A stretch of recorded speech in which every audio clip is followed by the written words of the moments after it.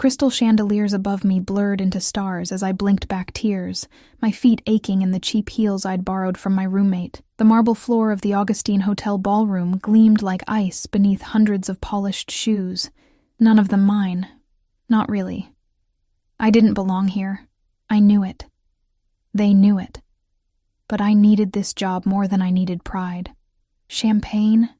I whispered to a woman dripping in diamonds, my voice barely audible over the string quartet. She didn't even glance at me, just plucked a glass from my tray with manicured fingers and turned back to her conversation, as if I were a piece of furniture. Invisible. That's what I'd become in the 6 months since Mom died, a ghost moving through spaces where real people lived real lives. I wove through the crowd, my black server's uniform too tight across my chest, too short at the hem. The other girls from the catering company looked polished, professional. I looked like I was playing dress-up in someone else's life. My reflection in the mirrored walls confirmed it. Mousy brown hair pulled back too severely, makeup applied with a shaking hand, eyes too wide and frightened for a 23-year-old woman. The event was some kind of charity gala.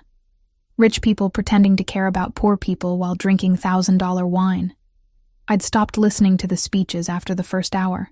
All I cared about was making it through the night without dropping anything, without drawing attention, without losing this job like I'd lost the last 3. That's when I first saw him. He stood near the bar, surrounded by men in dark suits who moved like shadows, fluid, dangerous, always watching. But he was different. Taller, broader, wearing a black suit that probably cost more than my yearly rent, perfectly tailored to shoulders that seemed carved from stone. His dark hair was swept back from a face that could have been beautiful if it weren't so hard, so cold.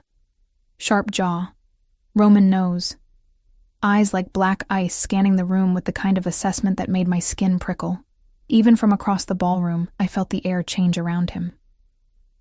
People gave him space without seeming to notice they were doing it, like birds instinctively veering away from a predator. When he lifted his glass, the men around him tensed, ready. When he turned his head, they followed his gaze. I looked away quickly, heart hammering. Men like that didn't notice women like me. That was fine. I preferred it that way. You. The voice came from my left, smooth, accented, dripping with wealth and entitlement. I turned to find another man, older than the one by the bar, but just as expensively dressed, silver threaded through his dark hair, and his smile was all teeth. Behind him stood 2 more suited men, hands folded in front of them, watching me with flat expressions. "Yes, sir?" I managed, balancing my tray carefully. "You work here?" His eyes traveled down my body in a way that made my skin crawl. "I'm with the catering company, yes." "Good. I need you to deliver something." He pulled a small envelope from his jacket pocket. Cream-colored, expensive paper sealed with red wax. "Take this to the man by the bar, the one in the black suit." I followed his gesture and my stomach dropped. The dangerous man. The one who looked like he could break someone in half without blinking. I'm not sure I should... It's important. The older man's smile never reached his eyes. Business, you understand. I didn't. But I needed this job. My fingers trembled as I took the envelope, setting it on my tray beside the remaining champagne glasses. The paper felt heavy, ominous. "Tell him it's from Marco Vitelli," the man continued. "He'll understand." I nodded, though every instinct screamed at me to refuse, to run, to disappear into the kitchen and never come back. But rent was due in 5 days. The electric company had already sent 2 warnings. Mom's medical bills still arrived like clockwork, even though she was 6 feet under. So I walked. Each step across that gleaming floor felt like walking toward the edge of a cliff. The crowd seemed to part around me. Or maybe I was imagining it. My heels clicked too loudly. My breathing was too shallow. The envelope sat on my tray like a bomb. 20 feet away I could smell him. Expensive cologne mixed with something darker. Tobacco. Whiskey.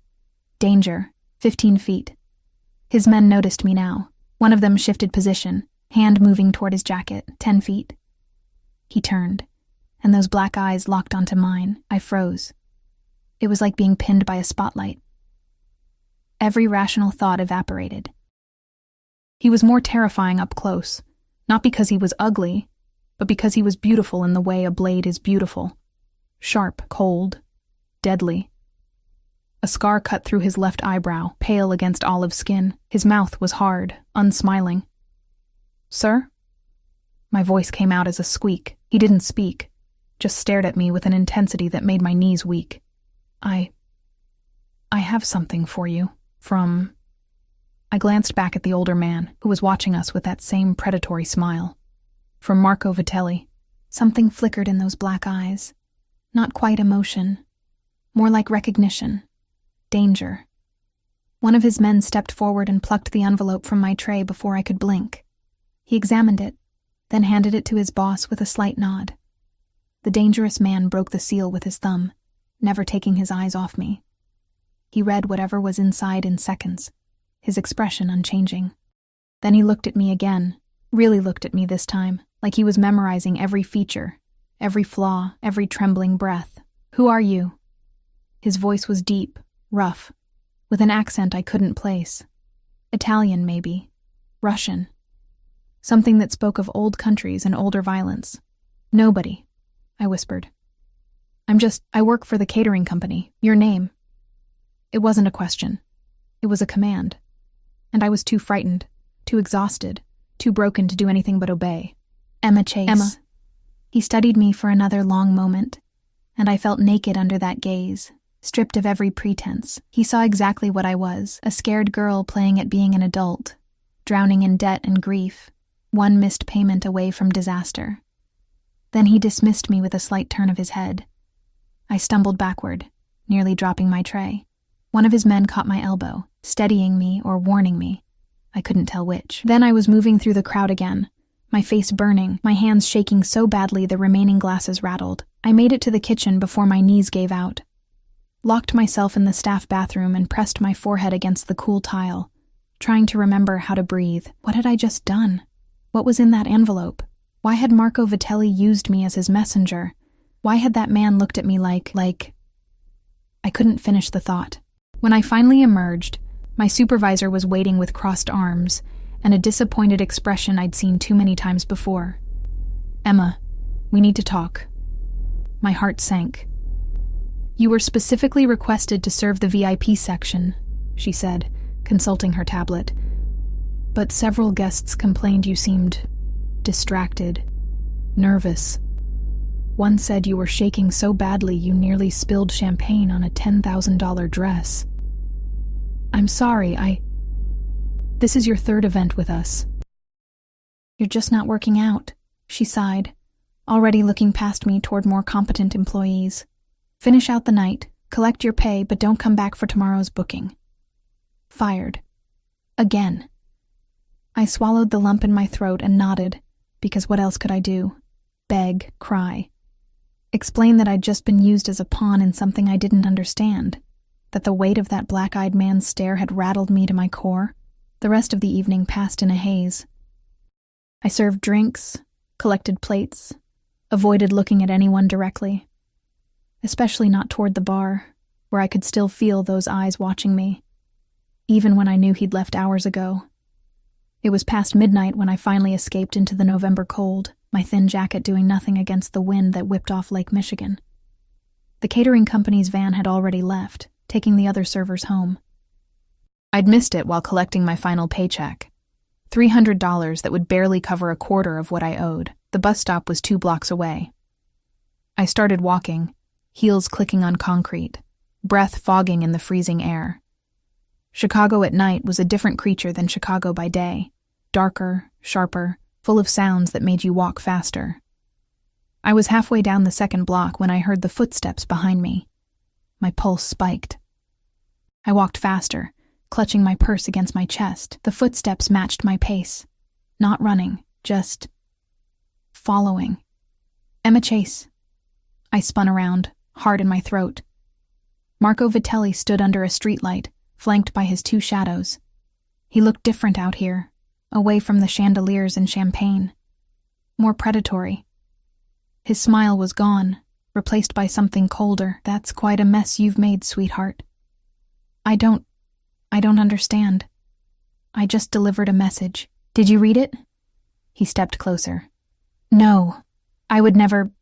Good. Another step. Because if you had, I'd have to kill you right now. The world tilted.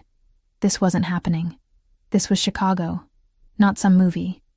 People didn't say things like that on public streets.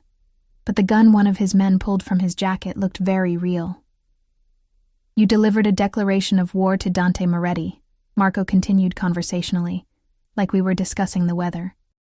One of the most dangerous men in this city. Maybe the most dangerous. And now he's seen your face, knows your name. Dante Moretti. The name sent ice through my veins. I'd heard it before, whispered in the kinds of conversations people stopped when you walked by, connected to violence, to power, to things that happened in shadows. I didn't know, I breathed. Please, I was just doing my job. I didn't. Relax, sweetheart. Marco's smile returned, sharp as broken glass. I'm not going to kill you. You're much more useful alive. He gestured, and one of his men grabbed my arm in a grip that would leave bruises. What are you doing? Let me go. Can't do that. You see, Moretti doesn't accept challenges lightly. He'll come looking for answers, for leverage. And you. Marco tilted his head, studying me like a bug under glass. You're the perfect bait. I tried to scream, but a hand clamped over my mouth. They dragged me toward a black car idling at the curb, and I fought with everything I had, kicking, twisting, biting down on the fingers against my lips until I tasted blood. It wasn't enough. The car door opened like a mouth, and they shoved me inside. I landed hard on leather seats, my head cracking against the opposite door. Stars exploded across my vision. Nothing personal, Marco said, sliding in beside me. Just business. The door slammed shut. The locks engaged with a sound like a prison cell closing, and as the car pulled away from the curb, away from the streetlights, away from any chance of rescue, I realized that my invisible, insignificant life had just become very, very visible to exactly the wrong people. I woke up to the smell of cigarette smoke and expensive leather. My head throbbed where it had hit the car door. And for a disorienting moment, I thought I was back in Mom's hospital room, waiting for another round of bad news from doctors who'd stopped learning my name.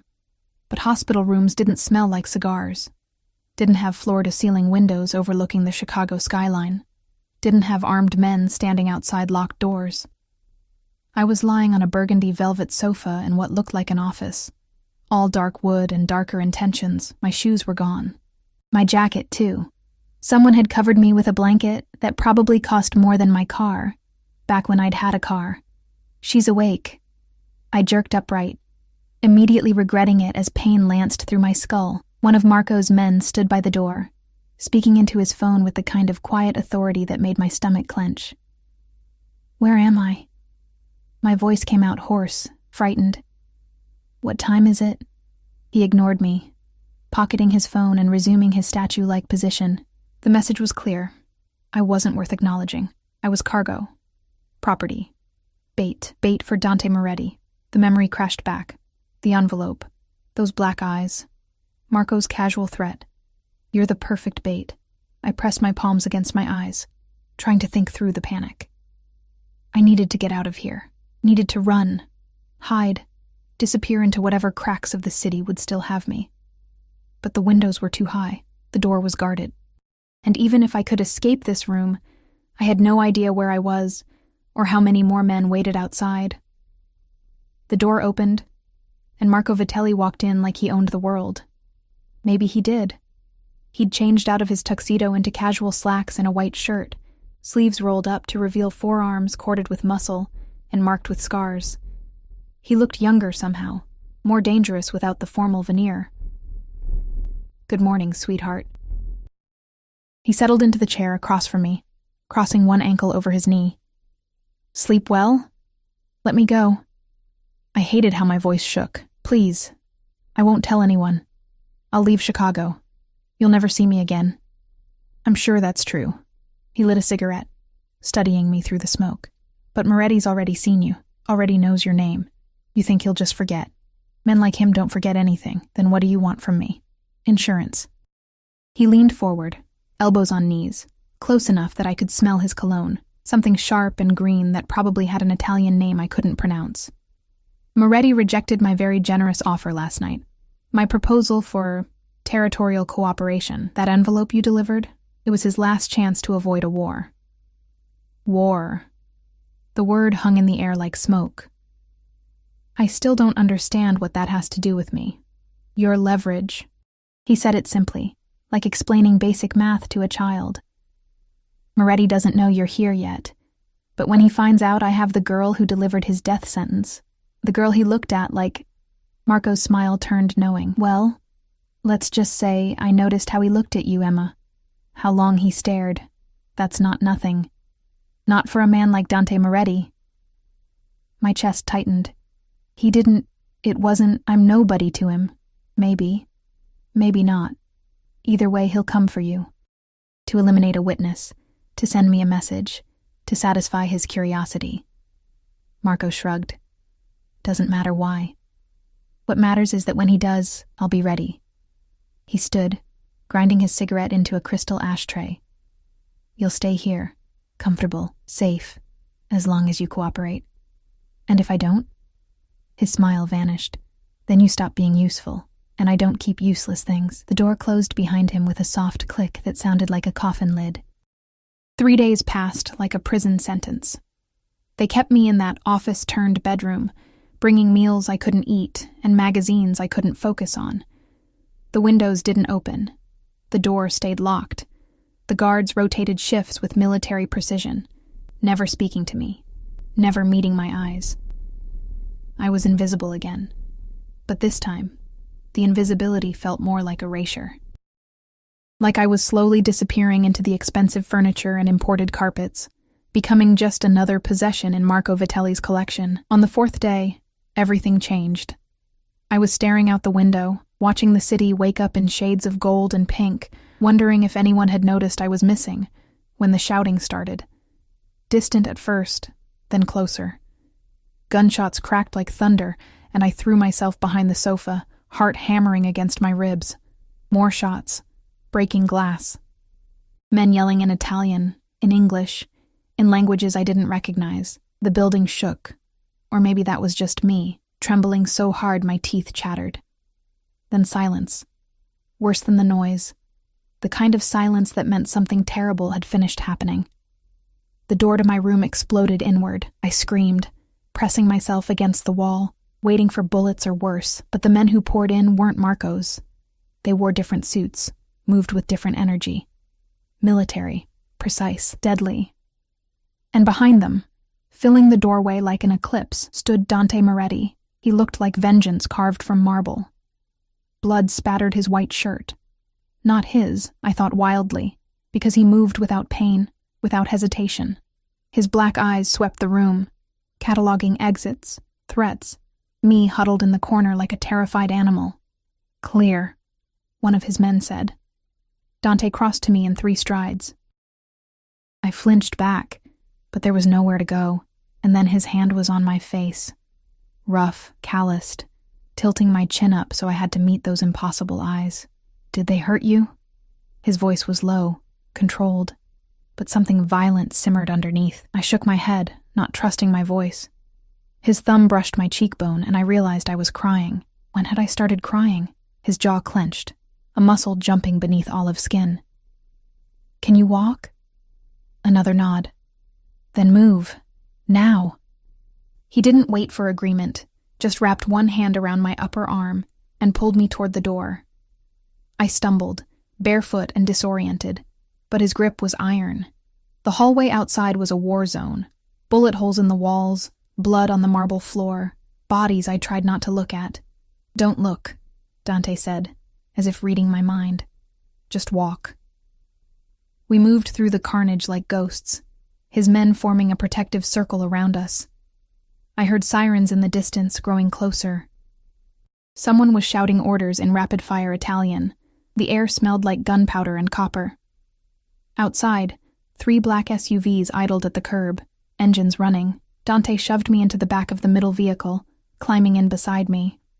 His men piled into the other cars, and then we were moving, tires squealing against asphalt. I pressed myself against the opposite door, trying to process what had just happened. Dante Moretti, the most dangerous man in Chicago, according to Marco, had just shot his way into a fortified building to, what? Save me? Claim me? He was on his phone now, speaking in clipped Italian that sounded like threats disguised as conversation. Blood still marked his shirt, his hands.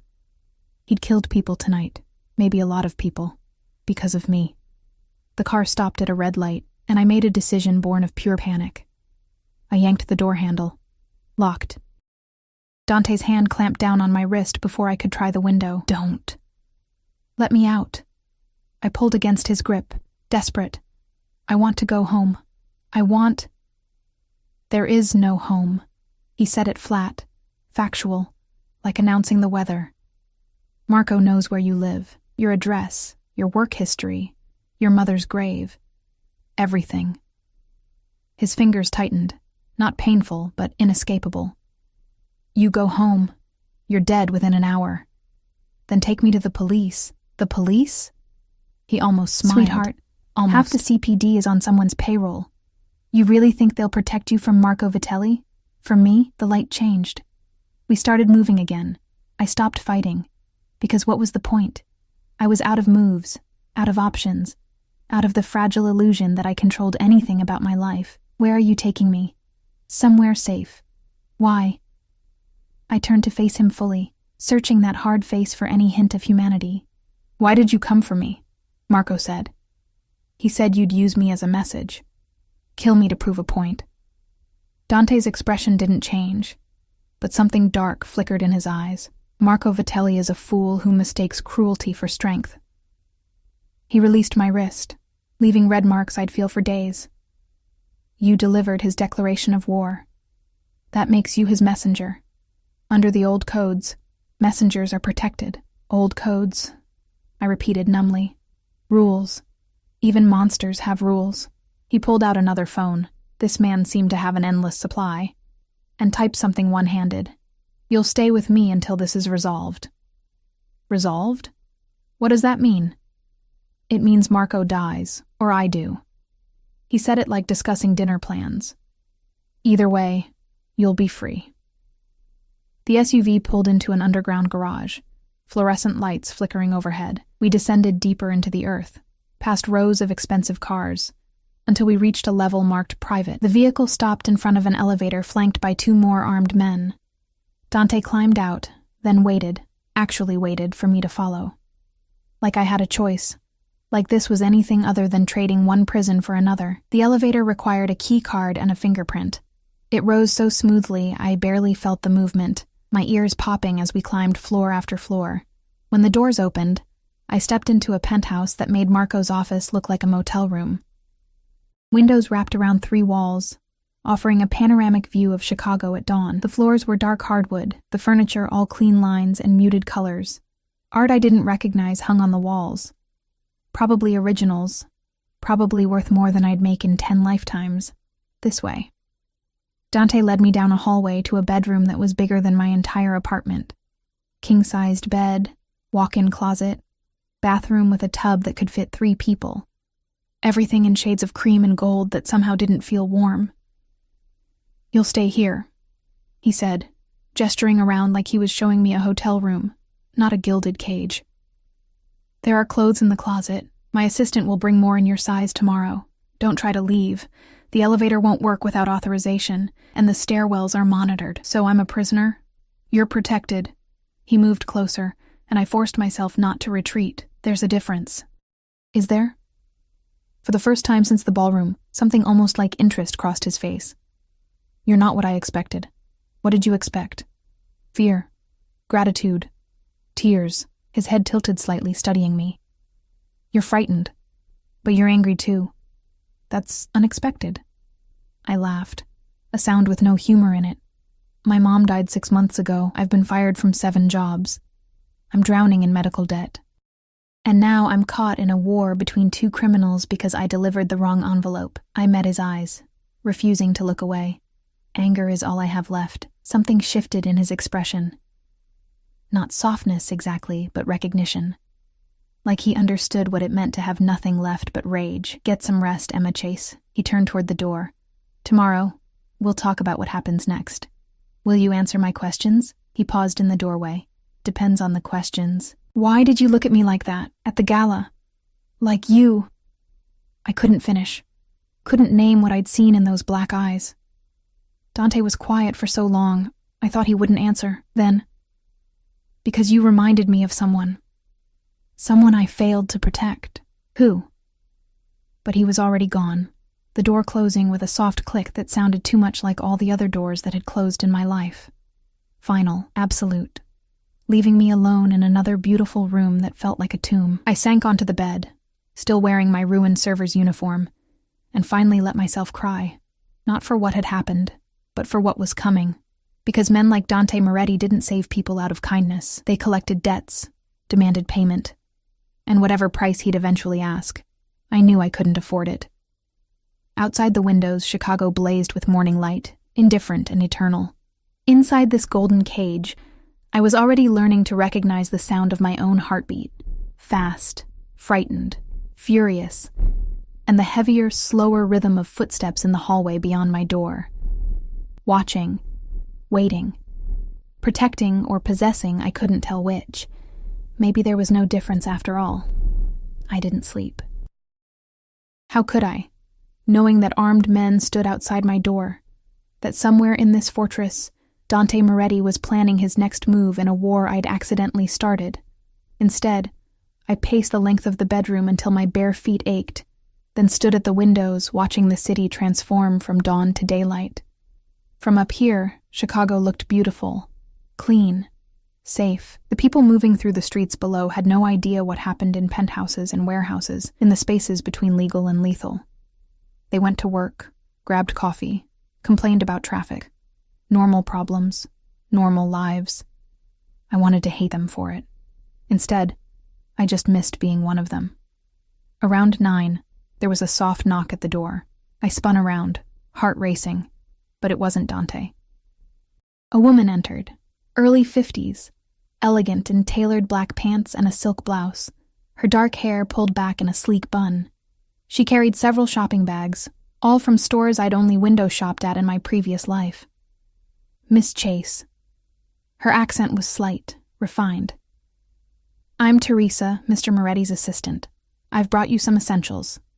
She set the bags on the bed with practiced efficiency, pulling out clothes, toiletries, even makeup. Everything in my size, everything expensive. I stared at a cashmere sweater that probably cost more than my monthly rent used to be. "How did you know? Mr. Moretti is very thorough." Teresa's smile was professional, revealing nothing. "There's breakfast waiting in the dining room when you're ready.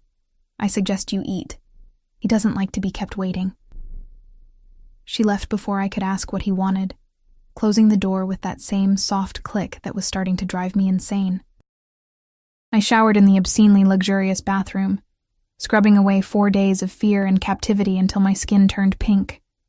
The hot water felt like a small rebellion, wasting his resources, taking up his time. Petty, maybe, but it was all the power I had. The clothes fit perfectly. Dark jeans that actually flattered instead of hanging loose, a cream-colored sweater soft as a cloud. Even underwear in the right size, which should have been humiliating but mostly just felt inevitable. Dante Moretti knew everything about me. Privacy was another illusion I'd lost somewhere between the ballroom and this cage. I found the dining room by following the smell of coffee. Rich and dark, nothing like the instant powder I'd survived on for months. The space was all windows and white marble, dominated by a table that could seat 12. Only 2 places were set. Dante sat at the head, reading something on a tablet, still wearing last night's blood-spattered shirt. He'd rolled the sleeves higher, and I could see more scars on his forearms, some old and faded, some newer, pink and angry. A roadmap of violence. He looked up when I entered, those black eyes tracking my movement across the room. "You slept." It wasn't a question, but I answered anyway. "No." "Smart." He gestured to the chair on his right. "Sit." I wanted to refuse on principle, but the food spread across the table made my stomach growl traitorously. Fresh fruit, pastries, eggs, bacon. More food than I'd seen in one place since Mom got sick, and grocery shopping became a luxury I calculated to the penny. I sat, started filling my plate with shaking hands. "Eat slowly," Dante said, not looking up from his tablet. "You'll make yourself sick." Shame burned through me, but he was right. I forced myself to take small bites, to chew properly, even though everything tasted like heaven, and my body screamed for more, more, more. We ate in silence for several minutes. He seemed content to ignore me, scrolling through what looked like financial reports. Numbers I couldn't decipher, columns that probably represented money I couldn't imagine. This was his world. Power measured in digits, influence bought and sold like commodities. "You have questions," he said finally, setting down the tablet. "Ask." I swallowed a bite of croissant. "Why am I really here? I told you. You told me about old codes and protection." "I don't believe you." I met his eyes, forcing courage I didn't feel. "Men like you don't rescue people out of honor." "So what do you want from me?" His expression didn't change, but something almost like approval flickered across his face. "You're right. Honor is a luxury I can rarely afford." He leaned back in his chair, studying me like I was a puzzle he hadn't quite solved. "The truth? Marco used you to declare war. That makes you a symbol, and symbols have power. I'm not a symbol. I'm a person. In my world, there's no difference." He poured more coffee, the gesture oddly domestic. "Marco thinks he can use you to bait me, to distract me while he consolidates his territory.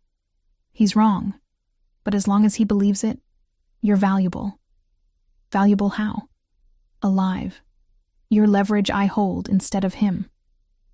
Dead, you're a message that I don't tolerate threats against what's mine." He said it casually, like discussing the weather. "Either way, you matter. That's more than you had before." The words hit like a slap, because he was right. Before the ballroom, before the envelope, I'd been nobody. Invisible. Disposable. At least now I mattered enough to keep alive. "What happened to the person I reminded you of?" I asked quietly. "The one you failed to protect." Dante's jaw tightened. For a long moment I thought he wouldn't answer. Then, "My sister, Juliana." He said her name like a prayer. "She was 19. Beautiful." His fingers wrapped around his coffee cup hard enough that I heard the ceramic creak. "A rival family took her, used her to get to my father. By the time we found her, he didn't finish. Didn't need to." "I'm sorry," I whispered. "Don't be." He looked at me with eyes gone flat and cold. "I killed every single one of them, burned their territory to ash. That was 15 years ago, and people still whisper about it." A terrible smile ghosted across his mouth. "That's what happens when you take something that belongs to me." The implicit threat hung in the air. I was something that belonged to him now. Marco had taken me, and Dante had taken me back. Possession wrapped in the language of protection. "I want to go home," I said, hating how my voice broke. "I know." He stood, buttoning his shirt cuffs with precise movements. "But want and have are different things. You'll learn that here." "How long?" "Until Marco is dead, or until he stops looking for you." Dante moved toward the door, then paused. "There are rules while you're under my protection. Don't leave the penthouse. Don't contact anyone from your old life. Don't test the security." He turned to face me fully. "And don't mistake my protection for kindness, Emma. I'm not a good man. I'm just the better option than Marco Vitelli." "That's not saying much." "No," he agreed.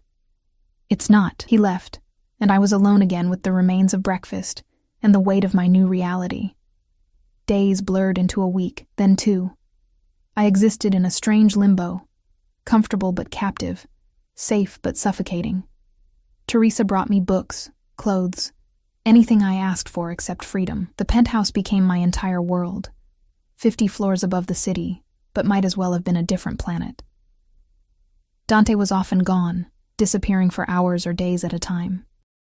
When he was here, he mostly ignored me, working in his office or taking calls in Italian that sounded like threats wrapped in silk. But sometimes, late at night, I'd find him in the living room, staring out at the city with a glass of whiskey and an expression that looked almost human.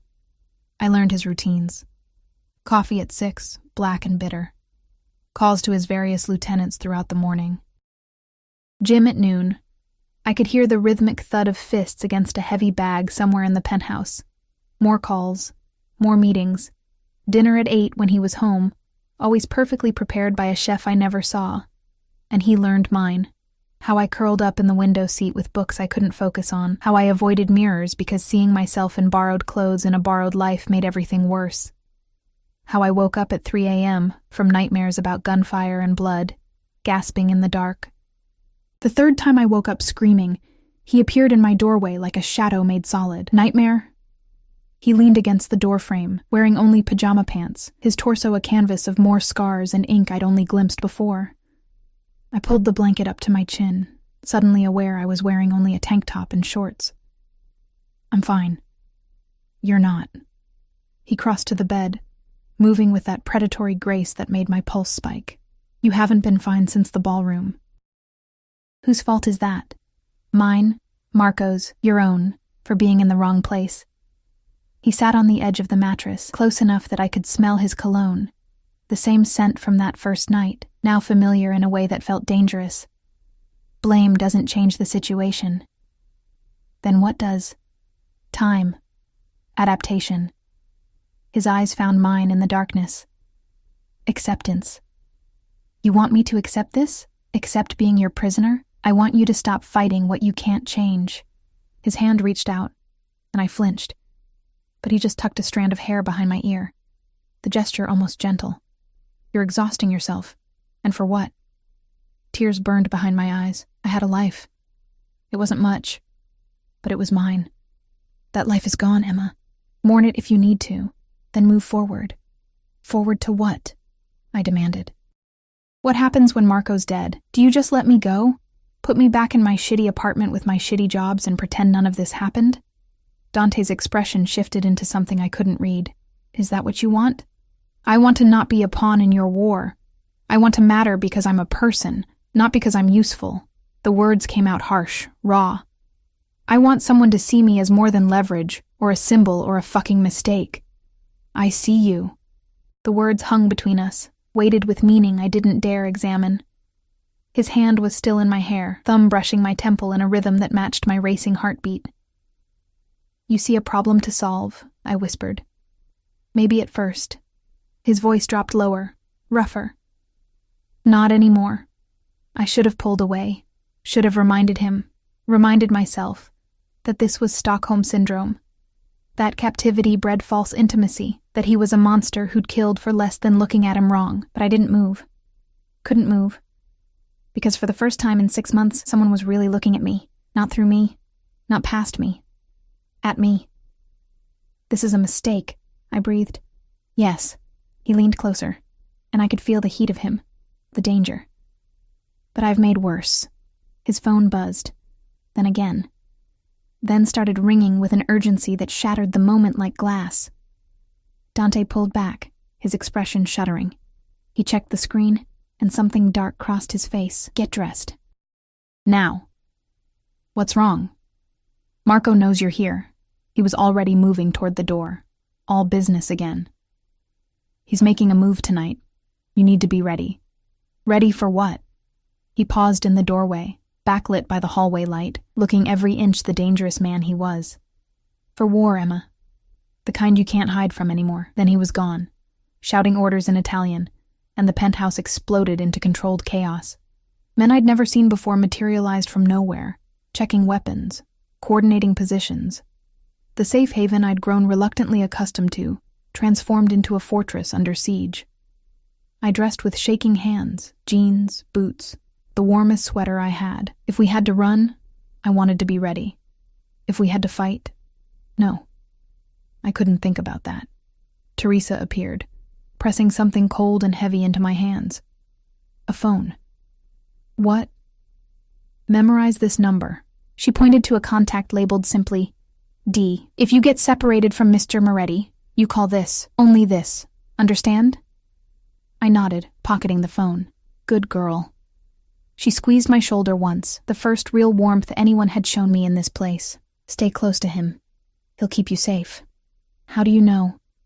Her smile was sad, knowing. Because I've worked for Dante Moretti for 20 years, and I've never seen him look at anyone the way he looks at you. Before I could process that, before I could ask what she meant, an explosion shook the building. The windows rattled, alarms screamed, and somewhere in the chaos Dante was shouting my name. The explosion came from below, a deep, rumbling boom that felt like the building's bones were breaking. I stumbled, catching myself against the doorframe as Teresa pushed me forward. "Move!" she shouted over the alarms. The hallway was chaos, men running with weapons drawn, barking orders in Italian and English. Smoke curled up from somewhere beneath us, acrid and choking. My eyes watered, my lungs burned, but Teresa's hand on my back kept me moving forward. Dante appeared through the smoke like an avenging angel, or a demon, depending on your perspective. He'd changed into all black, a gun holstered at his hip, another in his hand. Blood streaked his cheek from a cut I hadn't seen him get. "Emma." His voice cut through the noise. "Come here now." I didn't hesitate. Whatever else he was, right now he was safety. I ran to him, and his arm locked around my waist, pulling me against his side. "Basement's compromised," one of his men reported. "They came through the parking garage, at least 20 hostiles. Marco?" Dante's voice was ice. "Not confirmed yet, sir." "Then confirm it." He turned to another man. "Get the cars ready. North exit." Then to Teresa. "Take her to the safe room." "No." The word left my mouth before I could stop it. Dante's eyes snapped to mine. "This isn't a discussion. You said not to get separated." I gripped his jacket, my fear transforming into something sharper. "Teresa said to stay close to you, so that's what I'm doing." Something fierce flashed across his face, approval mixed with frustration. "Stubborn. You would be too." He almost smiled. Almost. Then another explosion rocked the building, closer this time, and the decision was made for us. "She comes with me," Dante ordered. "Enzo, Marco, flank us. Teresa, coordinate evacuation of the other residents. Make it look like a gas leak." We moved as a unit toward the private elevator, but halfway there, the lights cut out. Emergency lighting kicked in, bathing everything in red that made the smoke look like blood. "Stairs," Dante decided, changing direction. The stairwell was narrow, concrete, nothing like the luxury of the penthouse. Our footsteps echoed as we descended. Dante in front, his men behind, me sandwiched in the middle where I couldn't run even if I wanted to. We made it down 3 floors before we heard them coming up. Dante raised his fist, and everyone froze. Voices drifted up from below. English with thick Chicago accents, Marco's men. They were sweeping the building floor by floor, looking for us. "Back up," Dante whispered. Quietly. We reversed direction, moving as silently as possible, but concrete stairs aren't kind to stealth. A scuff of shoe against stone. A slight rattle of a gun against a belt. "Did you hear that?" They'd heard us. "Go," Dante hissed. And we were running, up instead of down, away from the exit, back toward the penthouse we'd just fled. Behind us, shouts erupted. Footsteps thundered. A gunshot cracked, and concrete exploded inches from my head. I screamed, ducking instinctively. Dante grabbed my hand and yanked me forward with brutal efficiency. We burst back into the penthouse hallway, just as more of Marco's men appeared from the elevator. They'd overridden the system somehow. We were trapped. Dante shoved me behind him, raising his gun. His men formed a protective semicircle, weapons trained on both directions. The smoke was thicker up here now, and through the haze, I counted at least a dozen hostile figures closing in. "Moretti!" A familiar voice cut through the tension. Marco Vitelli stepped out of the smoke like he owned it, flanked by twice as many men as Dante had. He'd ditched the expensive suits for tactical gear, a gun in each hand, his smile sharp as broken glass, nowhere left to run. "I don't run." Dante's voice was pure menace. "You should have remembered that before you came to my home." "Your home?" Marco laughed. "This is Chicago, not Sicily. You don't get to claim territory like some feudal lord." His eyes found me behind Dante's shoulder. "And you definitely don't get to keep what I took first. You didn't take her. You kidnapped her." Dante shifted slightly, blocking me more completely from view. There's a difference. Semantics. Marco raised one gun, pointing it casually at Dante's chest. Either way, she's coming with me, along with your head, which I'm going to mount on my fucking wall. The air crystallized with violence about to break. I could feel it, the tension before the storm, the breath before the scream. Dante's men tightened their grips on their weapons. Marco's men did the same. Someone was going to die. Maybe everyone. Wait! I pushed past Dante's protective stance before he could stop me, stepping into the no-man's land between the two factions. Wait, please, Emma, get back here. Dante's voice was a growl of barely restrained fury. I ignored him, focusing on Marco. You said I was useful alive. You said I was leverage. I still am, but not like this. Marco's smile widened. What are you proposing, sweetheart? Let his men go. Let everyone go. My voice shook, but I forced the words out. I'll come with you willingly. No fight. No bloodshed. Just let them live. No. Dante grabbed my arm, spinning me around. His eyes blazed with something beyond anger, something that looked almost like fear. You're not sacrificing yourself for me. I'm not sacrificing myself for you. I met his gaze steadily. I'm doing it for them. I gestured to his men, these strangers who'd protected me simply because he'd ordered it, and for Teresa, and for everyone else in this building who's going to die if this turns into a war zone. Noble, Marco observed. Stupid, but noble. Unfortunately, I don't make deals with livestock. He pulled the trigger. Everything slowed. I saw the muzzle flash, saw Dante's eyes go wide, saw him move, not away from the bullet, but toward me, his body becoming a shield. The impact drove us both to the ground. I landed hard, Dante's weight crushing the air from my lungs. Hot liquid spattered across my face, my neck, blood. His blood. No, no, no.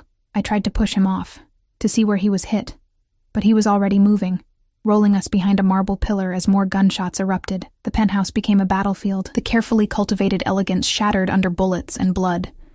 Glass exploded, walls splintered, men screamed and fell and died, and Dante kept himself between me and every bullet, his breathing harsh in my ear, his hand pressed against my head to keep me down. You stupid bastard, I sobbed. You're bleeding. Shoulder. I'm fine. He wasn't fine. I could feel the blood soaking through his shirt, hot and sticky. Stay down. You're going to die protecting me. Better me than you. He said it simply, like it was obvious. Like his life meant less than mine when we both knew that was insane. The firefight lasted maybe 3 minutes. Maybe 3 hours. Time stopped meaning anything in the smoke and chaos, but eventually, the gunfire slowed, stopped. Dante's men had driven Marco's back, or killed them. I didn't want to know which. Sir! One of Dante's lieutenants appeared through the smoke. North stairwell is clear. We need to move now. Dante tried to stand, swayed, and I caught him before he fell. For the first time, I saw genuine pain cross his face. I'm getting you out of here, I said, wrapping his uninjured arm around my shoulders. Don't argue. Wasn't going to. He leaned heavily on me, and I staggered under his weight but held firm. We made it to the stairwell, down 6 flights while Dante bled and breathed in ragged gasps. His men surrounded us, checking corners, clearing the way. By the time we reached the garage, he'd left a trail of red behind us. 2 armored SUVs waited, engines running. Enzo pulled open the back door, and I helped Dante inside before climbing in after him. The vehicle lurched forward before the door even closed, tires screaming against concrete. Hospital, I demanded. No hospitals. Dante's eyes were half closed, his face pale beneath olive skin. Marco owns half the doctors in this city. Then where? Safe house. 20 minutes. He leaned his head back against the seat, breath coming shallow. I've survived worse. I grabbed his face, forcing him to look at me. Don't you dare die on me. Not after everything. His hand covered mine, blood slick and trembling. Worried about me, Emma? Yes, you idiot. Tears streamed down my face. Yes. Good. His thumb brushed my cheek, smearing his blood across my skin. That's good. His eyes closed. Dante. I shook him, panic clawing through me. Dante, stay awake. Still here. But his voice was fading, his grip on my hand loosening. Just tired. Drive faster, I screamed at Enzo. The city blurred past the windows. Red lights, we ran them. Traffic, we forced through it. Every second felt like an eternity while Dante's breathing got shallower, his skin colder. I'd watched my mother die over months of slow deterioration. This was different. Sharp, immediate, terrifying in its speed. I pressed my hands against his shoulder wound, trying to slow the bleeding, but it seeped through my fingers like his life was draining away, and I couldn't stop it. You don't get to die, I told him fiercely. You hear me? You saved me. Multiple times. You protected me when you didn't have to. You looked at me like I was real, like I mattered. You don't get to do all that and then just die. His eyes cracked open, focusing on me with effort. Emma, save your strength. No, listen. He coughed, and blood flecked his lips. If I don't make it, you're making it. Teresa has instructions, money, new identity. You disappear somewhere Marco will never find you. I don't want your money. I want you to shut up and breathe. He almost smiled. Bossy. You made me that way. The SUV screeched to a stop in front of a nondescript building in a neighborhood I didn't recognize. Men poured out. More of Dante's people, including a woman with a medical bag who took one look at him and started barking orders. They carried him inside, up to a third-floor apartment that had been converted into a makeshift surgical suite. I tried to follow, but someone held me back. Let the doctor work, Enzo said gently. You'll just be in the way. You need to clean up and let her save his life. He guided me to a bathroom, pressed a towel into my shaking hands. He'll be okay. The boss is too stubborn to die. I stared at my reflection in the mirror. Blood everywhere, in my hair, on my face, soaking my sweater. Dante's blood. The man who'd kidnapped me, imprisoned me, and then thrown himself in front of a bullet meant for me. The man who'd looked at me like I was more than invisible. More than a problem.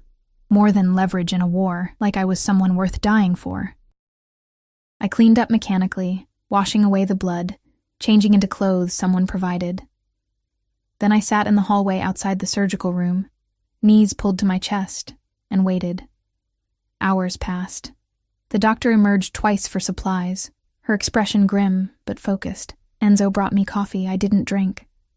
Teresa arrived, took one look at me, and sat down beside me without a word. He'll be fine, she said finally. I've seen him survive much worse. He took a bullet for me. Of course he did. She said it like it was obvious. You matter to him. I'm nobody. Not to him. Teresa's hand found mine, squeezed. Dante Moretti doesn't protect just anyone, Emma. He doesn't let just anyone close. Since Juliana died, he's kept everyone at a distance.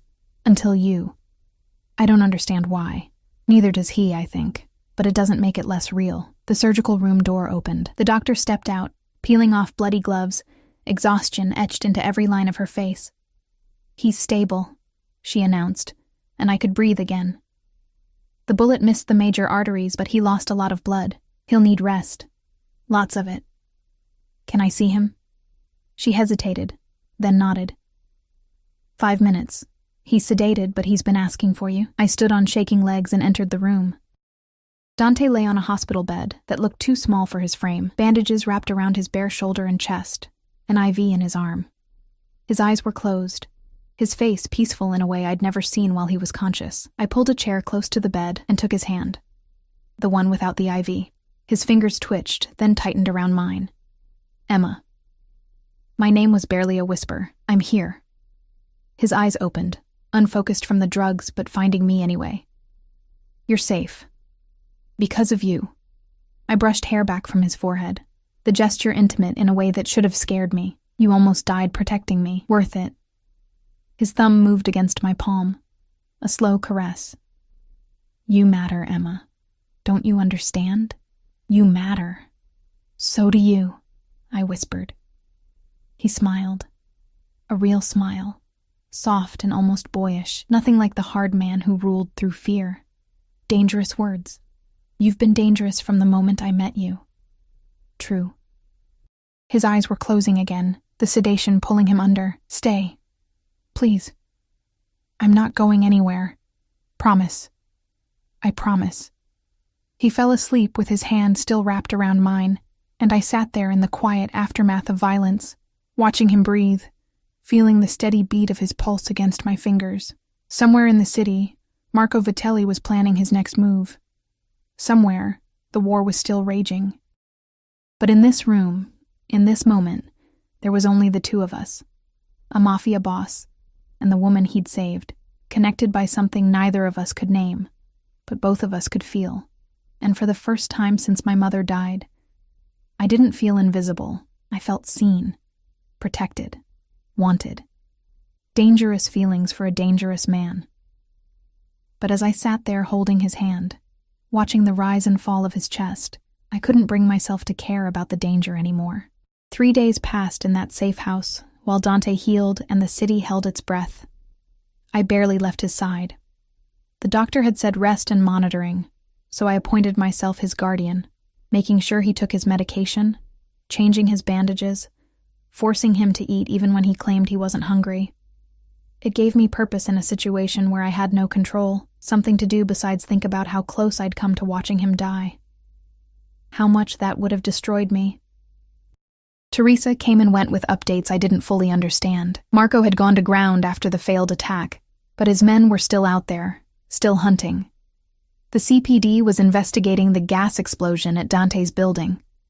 3 residents had been hospitalized for smoke inhalation, but miraculously, no one had died, except for the 8 of Marco's men whose bodies had been quietly removed before the authorities arrived.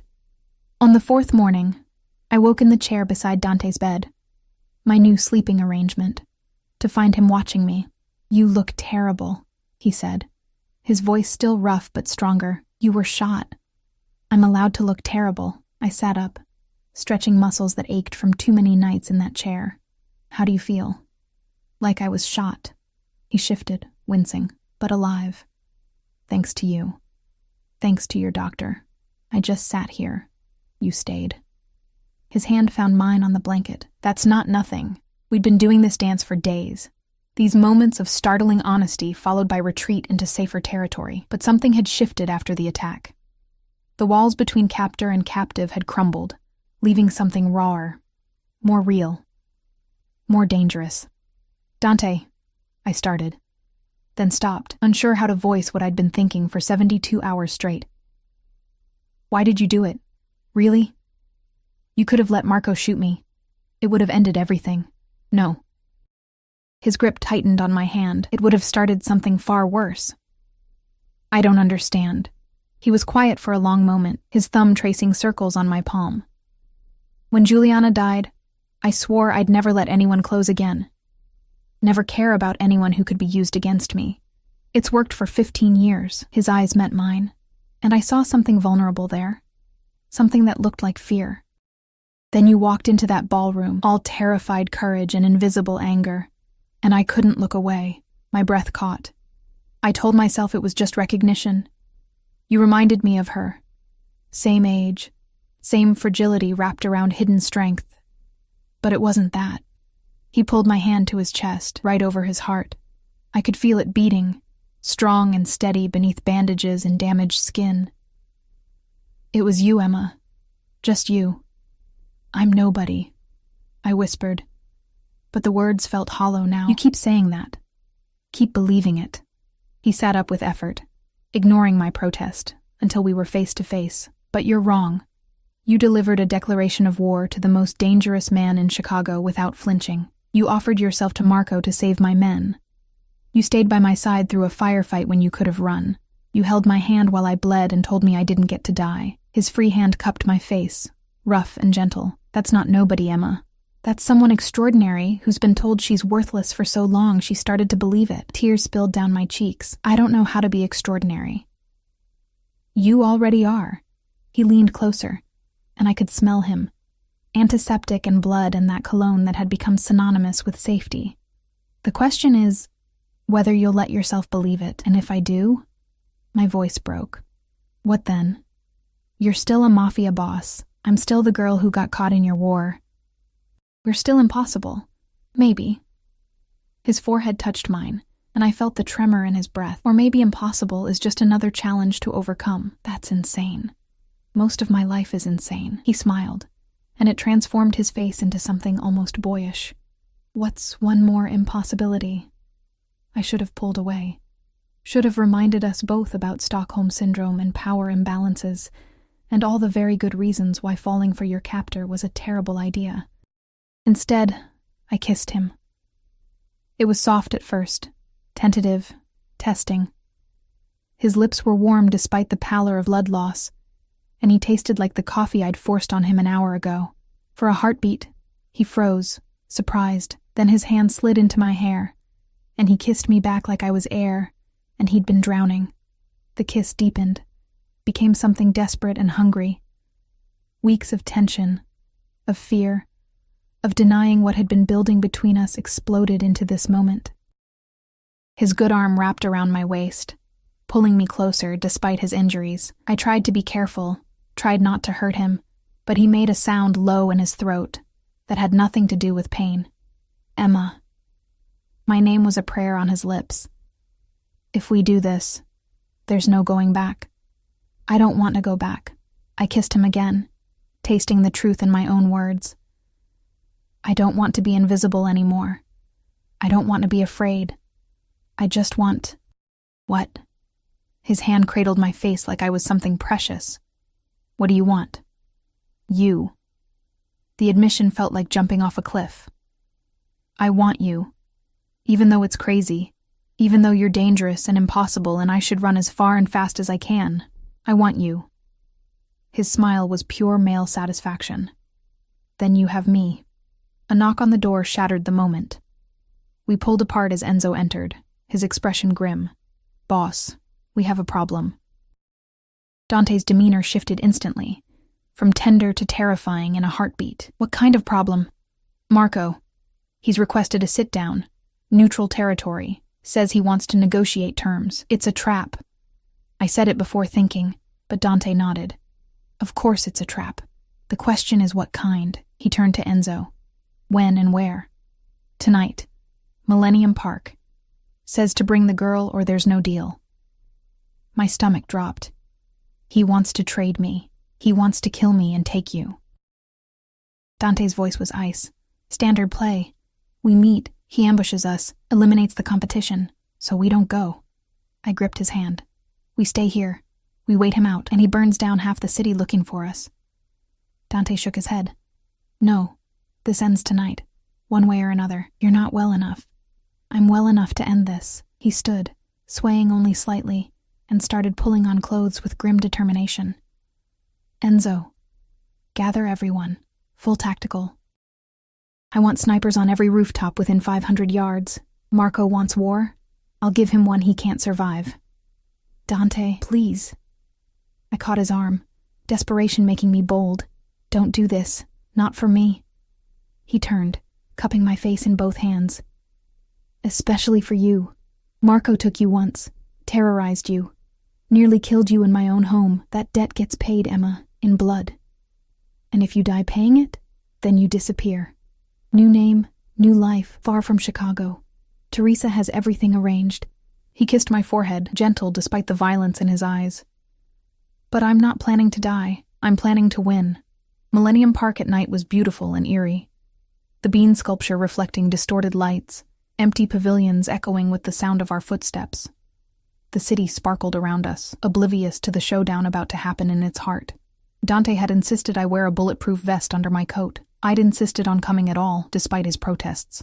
We'd compromised by surrounding me with 6 of his most trusted men, each armed and ready for Marco's inevitable betrayal. We met at Cloud Gate, the Bean, where the metal surface reflected an army of Dante's men positioned throughout the park. I counted at least 20, probably more I couldn't see, snipers on rooftops, just like he'd promised. This wasn't a negotiation, it was a declaration. Marco arrived 15 minutes late. A power play. He had fewer men visible, but I didn't trust that. He was too confident, Too relaxed for someone walking into enemy territory. Moretti? Marco's smile was all teeth. You look like shit. Bullet wound treating you well? Better than you'll be treating your funeral. Dante stood straight despite the pain I knew he was in. You wanted to talk. Talk. Simple terms.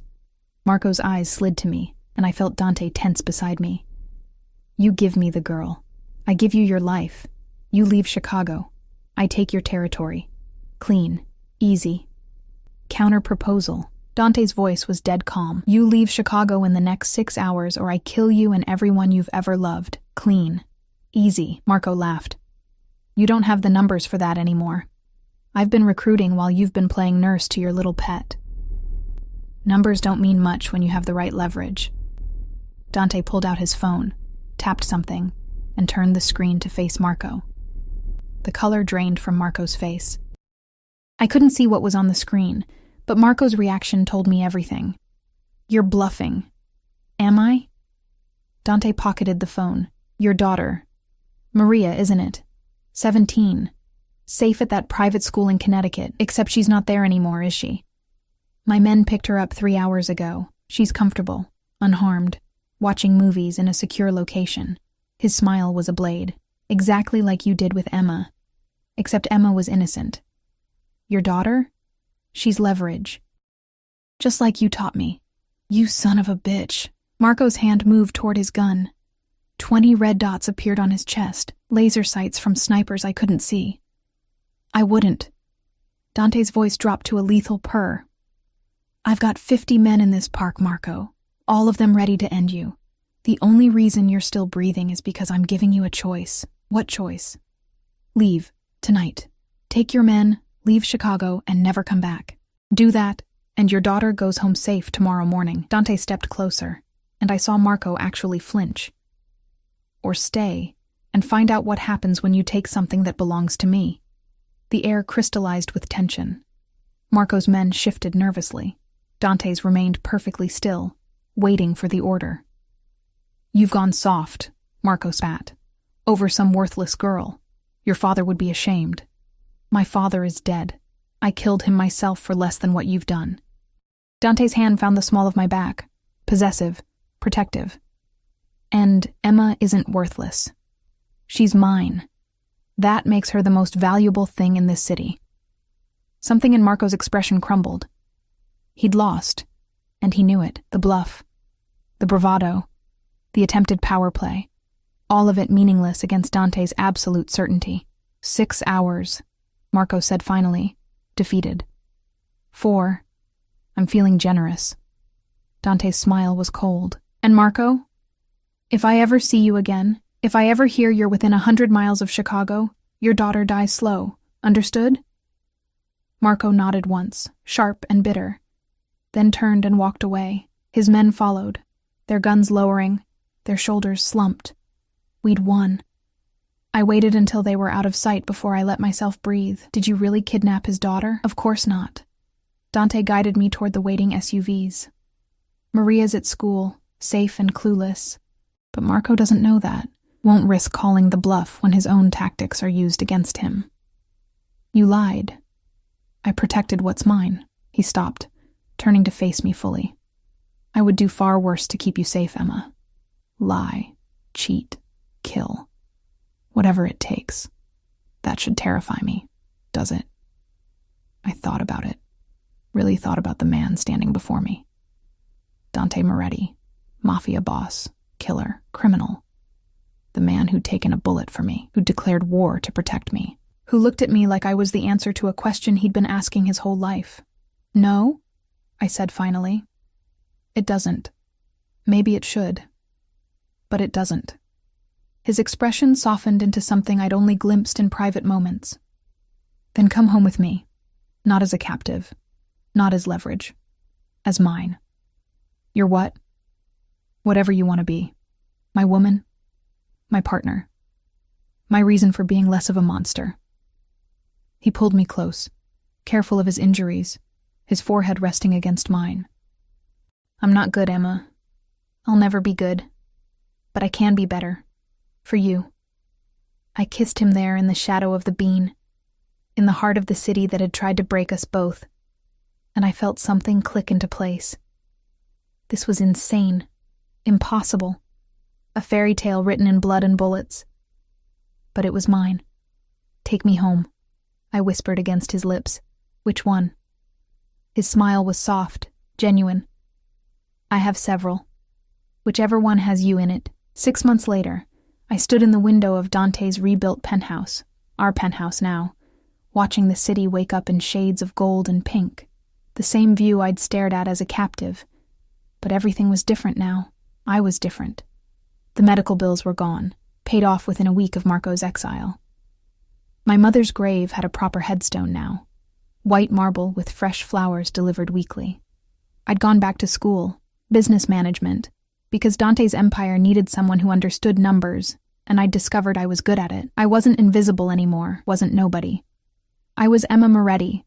The name change had happened 3 months ago in a private ceremony with just Teresa and Dante's inner circle. Not a traditional wedding, but then nothing about us was traditional. Arms wrapped around my waist from behind, and I leaned back into Dante's warmth. His shoulder had healed, leaving another scar to add to his collection. He wore them like medals, proof of survival.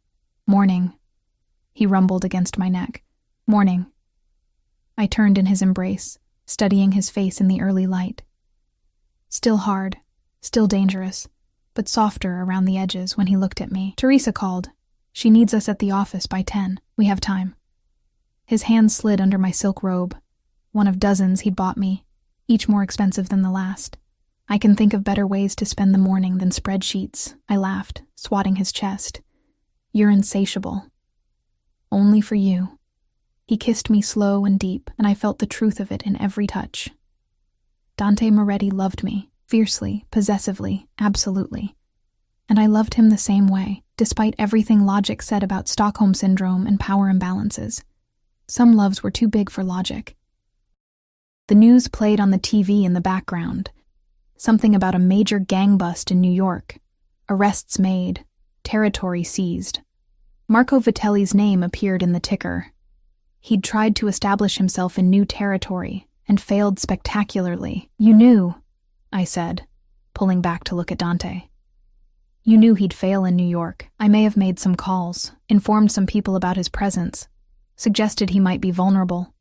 Dante's smile was sharp. "I said I'd kill him if he came back to Chicago. Didn't say anything about making his life hell everywhere else. That's terrible. That's justice." He kissed my forehead. "He terrorized you, nearly killed us both. He doesn't get to be comfortable anywhere." I should have argued, should have said something about mercy, about moving on, but the truth was, I'd become someone who understood that some debts could only be paid in suffering. The world Dante lived in, the world I lived in now, didn't allow for half measures. "Come on." I pulled him toward the bedroom. "If we're going to be late anyway, might as well make it worth it." His laugh was low and wicked. "I've created a monster." "You created your equal." I kissed him, fierce and claiming. "That's different." Later, as we lay tangled in silk sheets, Dante's fingers traced patterns on my bare shoulder. "Do you regret it? Any of it? Being kidnapped, being used as bait, nearly dying multiple times?" I pretended to consider. "Those parts weren't great, Emma." I looked up at him, at this impossible man who'd stolen me from one life and given me another. "No, I don't regret it. How can I regret what led me to you?" "That's insane. Most of my life is insane now." I echoed his words from months ago, watching his smile grow. "What's one more impossibility?" He kissed me then. Soft, sweet, nothing like the violent man the world saw. This was the Dante only I knew. The one who brought me coffee exactly how I liked it, who read to me in Italian when I couldn't sleep, who held me through nightmares and promised safety he'd kill to maintain. The monster who'd become my salvation. We eventually made it to the office, where Teresa waited with contracts and coffee and a knowing smile. She'd been right, all those months ago. Dante had looked at me differently from the start, had protected me, claimed me, changed his entire world to keep me in it. And I'd changed too. From invisible to essential, from nobody to someone, from captive to queen of an empire built on blood and ambition. That night, standing on the balcony of our penthouse with Dante's arms around me, and the city sprawling beneath us like a kingdom. I thought about the girl I'd been, the one serving champagne at the Augustine Hotel, desperate and drowning and invisible. She wouldn't recognize the woman I'd become, but she would understand the choice I'd made. Because sometimes salvation comes from the darkest places, sometimes the monster is the hero, and sometimes love blooms in the space between danger and desire, impossible and inevitable all at once. "What are you thinking?" Dante asked, his chin resting on my shoulder. "That I'm happy." The truth of it surprised me. After everything, Mom dying, losing jobs, being kidnapped, shot at, nearly killed, I'm actually happy. Good. His arms tightened. "Because you're stuck with me now. No escape, no freedom. Just this." "Just this," I agreed, turning to kiss him as the city lights blazed around us. And in the distance, sirens wailed. The soundtrack of Chicago, of danger, of the life I'd chosen. But up here, in Dante's arms, in our fortress above the city, I was safe. I was seen. I was loved. The Mafia boss had rejected me once, in that moment when he could have claimed me at the ballroom. Had let Marco take me first, but he'd come for me anyway, saved me, changed me, made me his in every way that mattered, and I'd claimed him right back, the monster, the protector, the impossible man who'd taught me that being nobody was a choice, not a destiny. I chose to be somebody. I chose him. I chose this life.